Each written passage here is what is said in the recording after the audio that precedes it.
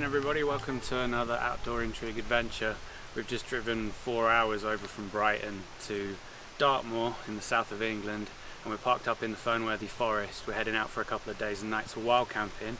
I thought I'd just quickly show you. I've brought the luggage scale and I'll show you how much the gear weighs. So my pack is weighing in at just under 13 kilograms, about 12.8. That's total weight, everything in there, so not too bad. And Megan's one is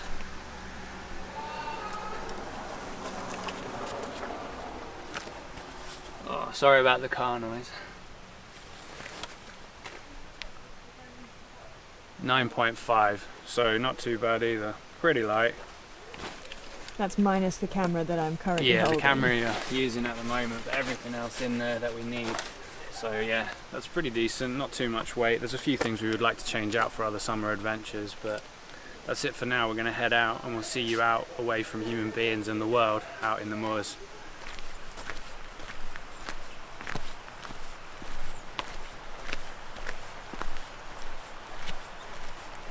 This pack weight feels awesome. Feels pretty light, to be honest, considering it's 13 odd kilograms. Although it always feels good when you start, doesn't it? Yeah.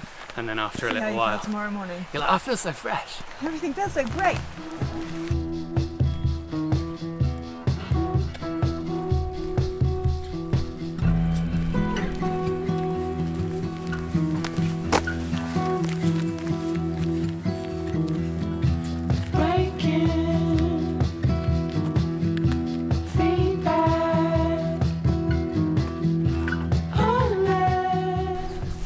Finished walking through the woodland and now we're just about to head out onto the moors, which is behind the camera. I'm sure Megs will show you in a second, but we've left our Land Rover parked up here. Only joking, we wish it was our Land Rover. We left our car parked way back on the other side, but someone, probably someone local, owns this really awesome looking Land Rover, and it's parked in such a opportune situation that we took a few pictures, because Land Rover Defenders just look so good, and it's not often you get one parked all on its own, like literally right out at the end of this track. So yeah, we've taken a few little snaps, which is pretty cool. Quite lucky for it to be there, and also wish that I owned one in some ways, to be honest. I do love them. I'm not the ultimate overlanding vehicle. Yeah, on the motorway though.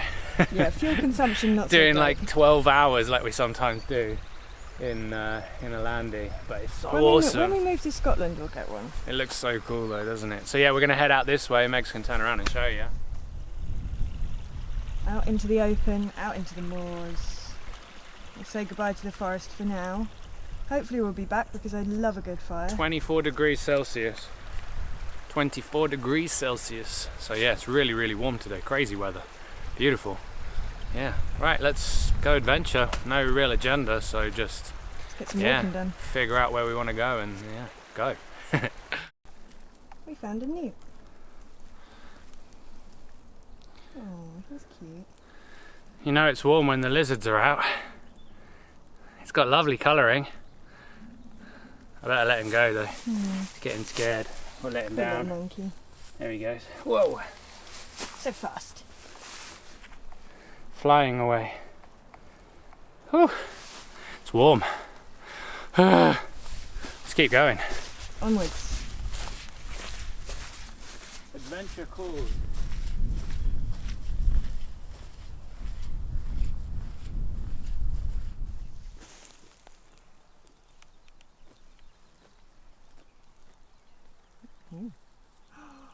Yes, you inquisitive little soul. Oh, look at him, Maggie. It's the cutest little thing I ever did see.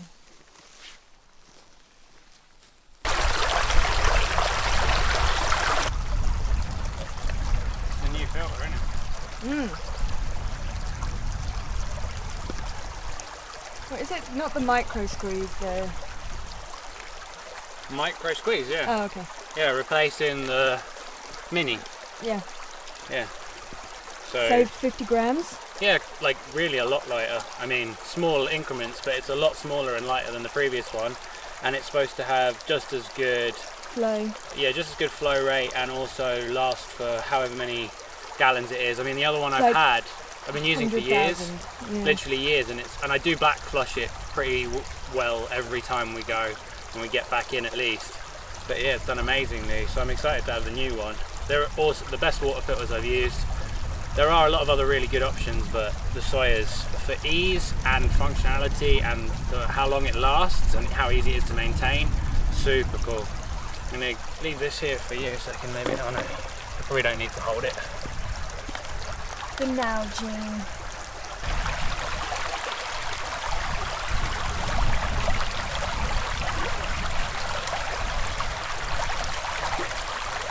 We're good.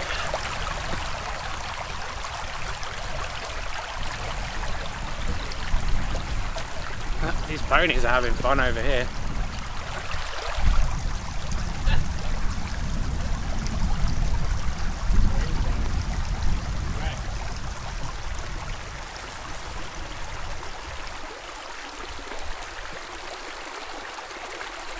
This is the first use of this. Oh, what are they doing? They're going to go through.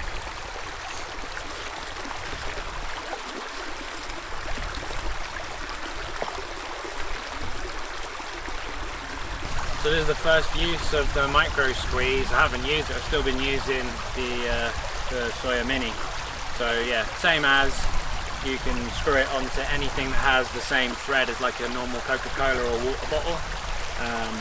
So yeah, I use water bags, like the Sawyer ones that come with it. These are just a little bit bigger, so it makes it a lot easier to squeeze the water through. And then you just pop the cap off. Best if you don't use your hands to touch the clean bit, otherwise you're kind of ruining some of the point of having the whole filtration system.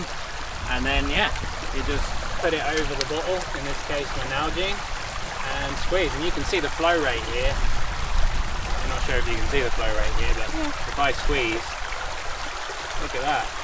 Wow, that's actually, yeah, so this is the first time I've used it, and that's super impressive. Look at that for a flow rate.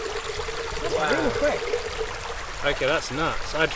No, you know, the funny thing is when you have something and you've been using it for years, obviously the change in it slowing down is probably quite gradual. So the other one I've been using for so long, I probably haven't noticed that it's been getting much slower. So I'm sure that the Mini is probably similar when it's brand new in its flow rate, but this is amazing flow rate. Look at that. I mean, that was so fast. I haven't even really been trying, and with the Mini I normally have to really, oh man, I've been suffering all this time and I should have just bought a new one. That was your Valentine's Day present. Yeah, it was my Valentine's Day present. Happy Valentine's Day from Megan. But that's awesome, because you know the funny thing about filtering water is it's not very difficult or time consuming, but it's always one of those things you kind of feel like and that's why people have gravity filters and things like that, or like other hand pumps, because people kind of, it's just one of those things in your mind like that you just get lazy about. But that is really quick, really quick. That's impressive. How much are they, do you know? I think it's like 50 quid. Yeah, so they're about 50 quid, so they're not the cheapest filters, but I would say, in my opinion, that they're the best filters on the market, because they're easy to maintain, like I said. There's no moving parts, so there's nothing to go wrong with it, really. And they just work super easily and well. And look at that flow rate. Cool, so we've got a litre of water done. We can drink the rest. It's hot.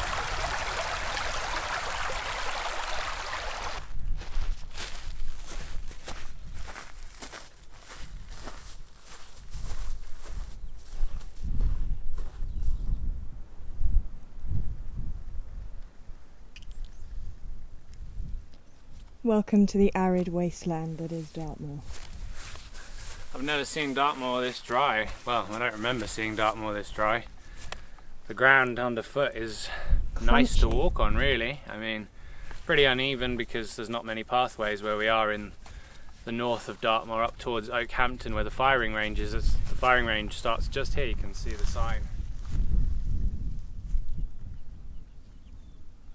They're not firing this weekend though. No, they're not firing. You can check on the government website and it will tell you what the firing times are. To be honest, they don't fire that much of the time, so a lot of people don't come out this way because they think it's a firing range and it's an issue.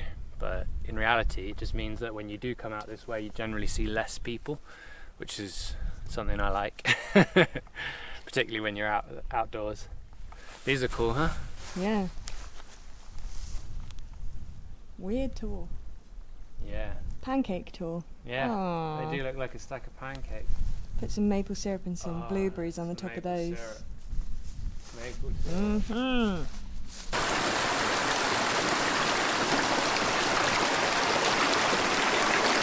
So we came off a pancake tour and dipped down, I don't know what the name of that is, I'll put it in a little thing, and went to a really nice little stream where we had a little dip in the river, and that was really nice. And we just come off a wild tour, which is just behind us here.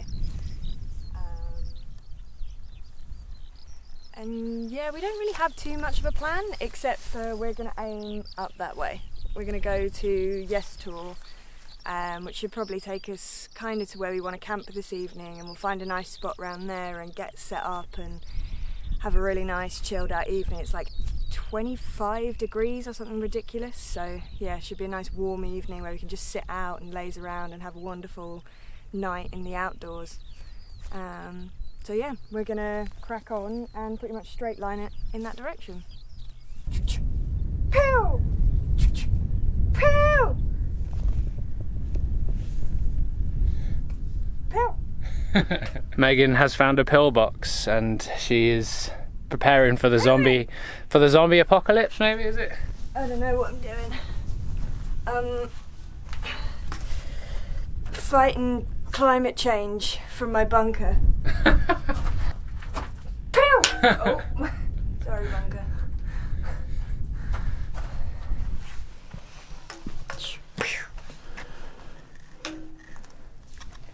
Quite cool in here.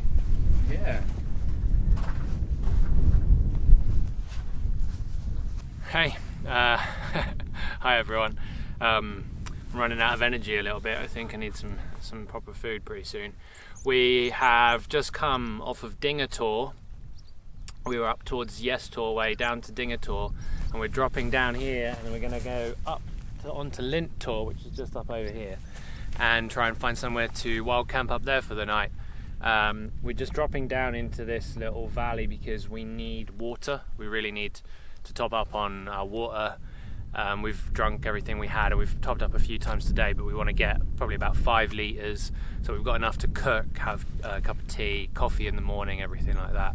So yeah, that's the plan at the moment, is go down here. There is definitely a water source down there. We're going to try and find where it kind of starts to see if we don't have to go all the way down, and then from there make our way up onto the top and hopefully set up camp and have time to watch the sunset through what are quite a beautiful area around here. The really crazy topography. So yeah, that's where we're at. I think we're both feeling good and tired after a 4 and a bit hour drive, and then however many hours we've been out hiking. So yeah, it's nice. It's got that body tiredness, which is good. All right, let's find some water and make our way, set up camp for the night. We'll bring you back and show you what's what. To the water.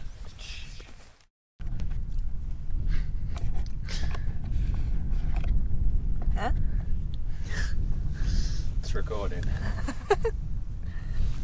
I'm getting the remnants out of the blah bland pasta with tomato and garlic. This is mealtime with Megan. We had a little, I don't know if I'm in shot actually. I'll be a voice from the distance. Probably am on that wide angle lens. We had a nice cup of tea and dehydrated meals. I had the blah band pasta with tomato and garlic, and Meg's had the fire pot Vigo Orzen Bolognese, and they're really good. Both of them are really tasty meals. The blah band meals are really nice. They've got a lot of flavour, and super cool as well that their little pouches are just the right height to actually eat out of, which is cool. Yeah. They're not the cheapest because they're imported from Sweden, but you can get them with base camp foods we order from. They're not too bad with base camp. They're like £7 or £8. Yeah. The real termite ones are the ones that are really expensive. They're like 10 to 15. The real termite ones are the ones that I love, but they're literally like at least 10 quid, which is just a bit too expensive to be honest. Quite a lot. You can get them on deals sometimes, but yeah. Yeah, the fire pot ones are pretty tasty too, nice and clean. And they're like £6.95, I think. Which isn't too bad. We're just about to get sunset in the next 10 minutes or so. That looks pretty cool. Yeah, it's starting to look Not good. that you can see We it. had kind of lost it a little bit behind some clouds, but I think we're going to get a little bit of colour, hopefully. So I'm going to take a few pictures, see what we get, and then we're both really tired, so This is pretty much it for day one in Dartmoor. I think, yeah, day one is pretty much complete. Yeah, take a few pictures. I mean, we might record something else if we come up with some sort of weird or wonderful topic in the tent to discuss about whatever it happens to be. But otherwise, We're just kicking out Z's, but yeah, otherwise we'll just be done. I've taken my boots off, which is a good feeling. And yeah, it was a good day, really, really good. Drove this morning, we started off early, missed a lot of the traffic, which is always nice. And then yeah, we've put in some good miles. The weather's been insane, and again tomorrow is going to be crazy. So yeah, lots to look forward to over the whole of tomorrow, and then summer Sunday as well. It's good times. It's a good camp spot, this. Nice. it's lovely. Tent's in a really cool position. I better show you guys, actually. I better show you the tent. Oh, I'll show you the setup quickly. I'll pick you up and carry you. Bye.